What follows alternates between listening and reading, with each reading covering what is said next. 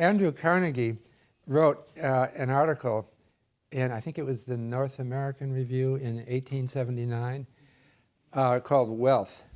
And it was about attitudes toward wealth in our society. And the final paragraph of the article said, "This is my gospel of wealth, that people who make money should use it for society. They should give it away or while they're still alive." And so later that year, the article was republished in London with the new title, The Gospel of Wealth. And it's been reverberating ever since. It created a lot of hostility. The arrogance of this man. What he was saying, this view will never be really popular, but the view that he expressed was that some people are talented in what he called affairs. And what that used to mean, what that used to mean in the 19th century was business or management. You know, some people just are always thinking, how can I get things done? People aren't managing this right. I want to fix that. Let me take hold and I'll fix it. And he said that kind of mentality tends to acquire wealth. And people with that mentality should have a moral purpose. They recognize that they have a God-given talent. They've acquired all this money.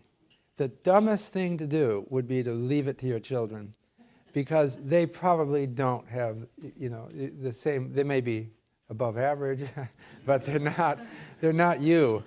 And so he then, in his life, at what age did he retire? It was 55 or relatively early.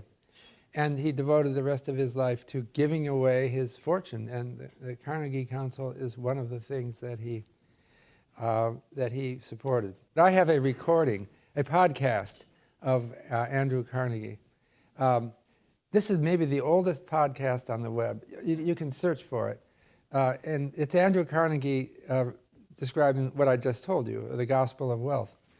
The story of that is Thomas Edison wanted to record the voices of the great men and women, I assume women, maybe it was just men of his time, and for posterity. And Thomas Edison was, at that point, trying to invent the sound movie.